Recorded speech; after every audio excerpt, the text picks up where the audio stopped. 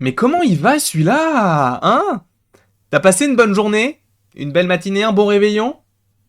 Tout ce que j'espère, c'est que tu te portes à merveille, bien sûr. On se retrouve pour la 23e fois de la journée. Ça fait quand même un petit peu beaucoup, mais sachez que demain, je vais un petit peu ralentir la cadence. C'est faux. Bien évidemment que c'est faux. Il y a tellement de programmes qui sortent. Je suis dans l'obligation personnelle, donc je me force, entre guillemets, parce que il y a pire comme forçage, à parler de plein de sujets divers et variés. C'est vrai que demain, notamment, il y a un film avec Chris Pratt, ou une série, je ne sais même plus. Je me suis dit, pourquoi ne pas en parler? Est-ce qu'on le fera? C'est pas sûr du tout. Parce que il est vrai que ce petit corps a besoin aussi de se reposer et est un petit peu fatigué, mais on verra tout cela en temps voulu. Quoi qu'il en soit, aujourd'hui, on va revenir sur un film qui est sorti il y a de cela maintenant, waouh, quasiment 2 mois. Nous allons parler du film des Gardiens de la Galaxie, volume 3. J'entends que ce film, vous ne l'ayez possiblement pas vu, et vous avez cliqué sur la vidéo et vous vous dites, bah, il va spoiler. Bah, mon ref, je vais te parler des scènes coupées d'un film que tu n'as pas vu. Si tu n'as pas vu le film et que tu t'insurges en disant, mais attends, Jean-Claude là, Jean-Claude, il va nous spoil. Oui, et j'ai failli cracher. C'est te dire à quel point je suis choqué de la situation dans laquelle tu te trouves. Donc, si tu ne veux rien savoir, quitte la vidéo dès maintenant. Dans le cas contraire, tu peux rester et j'estime évidemment, logiquement, que toutes les personnes qui sont ici ont vu le film ou veulent être spoilées. Quoi qu'il en soit, on va en fait voir tous ensemble les... Enfin, voir. En tout cas, je vais vous expliquer, je vais vous traduire les petites scènes coupées du film des Gardiens de la Galaxie. Alors, on ne va pas se mentir, ce sont des scènes coupées, donc elles n'apportent pas grand-chose à l'intrigue, sauf une. Et on va finir par celle-ci. Pourquoi? Pour le watch time, bien sûr. Non, mais aussi c'est parce que c'est la dernière qui est mentionnée, et c'est la plus intéressante, la plus importante. Sachant, encore une fois, qu'on n'est pas forcément sur des scènes... Ne t'attends pas à te dire, ils ont coupé une scène où il y avait Talos qui parlait à Black Widow dans le vaisseau de Thanos. Non, bien évidemment que non, ça reste dans l'intrigue des gardiens, c'est limite des fois juste une extension d'une scène qui est gardée dans le film, mais juste quelques petites phrases en plus, donc voilà, tu es prévenu. Et je crois, si je ne dis pas de bêtises, qu'il y en a 1, 2, 3, 4, 5, 6, 7, 8. Il y en a 8. Est-ce que vous êtes prêts? Je suppose que oui. En gros, on a une première scène où on retrouve donc le personnage de Adam Warlock qui parle à Ayesha et il explique ce qu'il prévoit de faire avec les gardiens de la galaxie, quel est son plan, qu'est-ce qu'il veut faire, notamment en fait au moment où eh bien ils sont sur la planète où il y a donc le maître de l'évolution. Donc c'est d'aller voir tel gardien, les affronter, etc. Vous savez, au moment où Ayesha, elle finit par mourir, j'ai dit, attention, spoiler, donc c'est supposément une extension du plan qui était établi entre la scène où il tue l'informateur et la scène eh bien, où on découvre Ayesha et donc sa mort. Donc c'est entre ces deux-là. Donc c'est des scènes qui ont été supprimées mais qui, justement, seront en deleted scenes, du coup dans le DVD, de supposément le Blu-ray 4K avec 875 bonus. Du coup, vous pourrez avoir ça directement. Pour illustrer mes propos, alors il y aura une seule photo en plus du logo, mais je préfère mettre le logo parce que c'est plus simple, on a la bonne franquette, quoi, bien sûr. Ensuite, il y a une deuxième scène où Peter prête... c'est ça, en gros, ils sont sur donc la contre-terre, donc la terre où justement Ayesha finit par mourir, où il y a donc le maître de l'évolution, et Peter va aider en fait tout simplement un animal qui est blessé. C'est tout que c'est bon pour vous. Quand je vous dis que les scènes coupées sont des petites scènes qui ne sont pas, enfin qui sont un petit peu futiles, c'est le cas. Sauf la dernière sur laquelle on va rester un petit peu plus longtemps parce que c'est hyper intéressant. Et notamment, ça va revenir sur un short, ce qu'on avait fait il y a de cela maintenant quelques semaines, bah, possiblement peut-être 1 mois et demi. Ensuite, il y a aussi donc une extension de scène, donc un dialogue entre Star-Lord et Drax, où justement, vous savez, Drax, il essaie de faire donc des analogies, des métaphores, etc. Et bien là, on en a un petit peu plus, en fait. Donc c'est une scène coupée.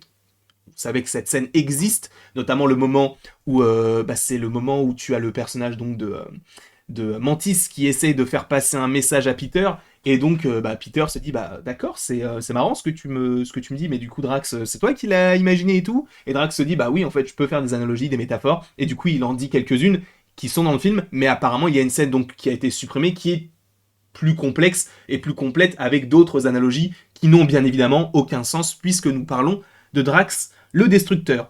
Ensuite, oh alors attendez, non il y a une news d'NLRPK mais ça ne m'intéresse pas. Ensuite, bon, on a juste une autre scène où le maître de l'évolution, donc une quatrième, hein, je vous rappelle que là on est à la quatrième, donc où le maître de l'évolution va dévoiler son plan. Pas hyper intéressant non plus, parce que ça a déjà été fait. En fait, ce qui est assez intéressant, c'est que ces scènes qui ont été supprimées sont aussi des scènes alternatives, dans le sens où ils tournent plusieurs scènes différentes, et après, au montage, ou même au niveau du tournage, ils se disent, non, je préférais que ça se passe comme ça, ou comme ci, ou comme ça. Donc pour le coup, là actuellement, donc il y avait une scène où le maître de l'évolution révélait sa mission pour perfectionner l'univers, donc comment est-ce qu'il procédait, etc. Donc il y avait ce genre de choses, sachant qu'il y a autre chose en lien avec le maître de l'évolution qu'on évoquera d'autant plus en fin de vidéo. Ensuite, donc, on a le personnage de Behemoth qui apporte de mauvaises nouvelles au maître de l'évolution parce qu'en gros, ils n'ont pas réussi à récupérer donc 89 P13 qui n'est autre que Rocket. Donc, pareil, c'est tout simplement un personnage qui va aller voir le maître de l'évolution en disant on n'a pas retrouvé Rocket, il va se faire supposément taper sur les doigts et c'est tout. Ce n'est pas très intéressant, mais on arrive un petit peu à quelque chose de plutôt sympathique. Ensuite, on a une scène où Peter, donc Peter Quill, s'énerve en modifiant donc le bouclier. Alors je suppose que c'est le... Est-ce que c'est écrit comment c'est écrit c'est écrit le shield. Donc oui, du coup c'est un bouclier. Alors est-ce que c'est le bouclier du vaisseau? Je pense que ça doit être ça. Pareil, ça va être juste un moment où Peter Quill donc Star-Lord va ruminer dans sa petite barbe et donc va supposément être un petit peu énervé quoi. On a une autre scène où Peter du coup revient en arrière pour rattraper donc son baladeur MP3 entre guillemets, enfin ça, comment on appelle ça, un Walkman, et du coup il essaye d'échapper à l'explosion de l'arête, donc ce vaisseau du maître de l'évolution. C'est une scène qu'on avait déjà vue, mais là visiblement ce serait une autre situation un petit peu différente. Ok, donc là c'était la 7ème, et là on va partir sur la dernière qui est selon moi la plus intéressante, où en gros on a, et ça va avec une scène qui est dans le film, et je vais vous montrer même une scène qui le montre, parce qu'on ne sait pas vraiment, mais c'est une scène où le maître de l'évolution est enfermé à Nowhere. Donc on comprend en réalité que le maître de l'évolution, à la fin du film, là où on pouvait s'imaginer qu'il avait succombé à l'explosion, en réalité, il est toujours en vie, le maître de l'évolution. Et ça va notamment avec un short qu'on avait fait, je crois, ou même une vidéo, non, je crois que c'était un petit short qui était sorti sur YouTube, où justement, si on zoome sur le moment de l'arche de Noé, entre guillemets, eh bien en fait, on voit Drax qui porte le corps de quelqu'un, et ça a été confirmé notamment par quelqu'un qui a travaillé sur les effets spéciaux du film, que justement, on lui a demandé de faire un corps semblable à celui du maître de l'évolution. Et en gros, Drax, il y avait une scène, supposément, hein, dans le scénario au moins, où il découvrait le maître de l'évolution qui était donc en mal en point, on va dire, qu'il le récupère, et boum, apparemment, donc il y aurait une scène coupée qui montrerait que le maître de l'évolution, c'est compliqué quand on parle très vite, a survécu à l'explosion puisqu'il a été donc ramené par Drax, emmené en prison sur l'astéroïde Nowhere, et par la suite, donc on a le personnage de Kraglin, donc vous savez, celui qui a la crête et la flèche, et bien c'est à ce moment-là qu'il recrute le personnage donc d'Adam Warlock afin de faire partie des Gardiens de la Galaxie, et s'ensuit alors la première scène post-générique du film. Celle-ci est beaucoup plus intéressante parce que tu te dis le maître de l'évolution est toujours vivant, est-ce qu'on le reverra? Non. Je ne pense pas, parce que si on devait le revoir déjà, ce serait dans un film Gardien, et a priori on ne devrait pas en avoir avant des années, et en plus de ça, pour quelle raison on le reverrait en fait? Ça n'a pas de sens, ce n'est pas très intéressant, et il ne le montre même pas dans le film, ce n'est que dans des scènes coupées, donc je ne pense pas que ce sera utilisé par la suite. Après on verra, peut-être qu'ils le feront, mais ça n'aurait pas de sens et pas d'intérêt en réalité, puisque son but a été est caduque finalement.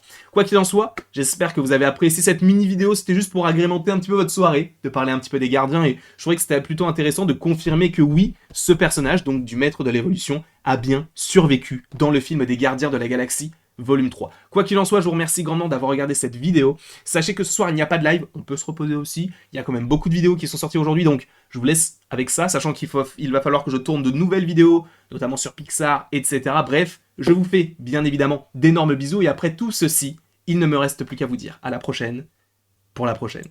Et bien évidemment, vous pouvez aimer la vidéo, la partager, la commenter, vous abonner, bref, vous faites bien évidemment comme vous le voulez, vous n'êtes absolument pas obligé de le faire, mais vous pouvez le faire pour rendre un petit bonhomme heureux aujourd'hui, quoi.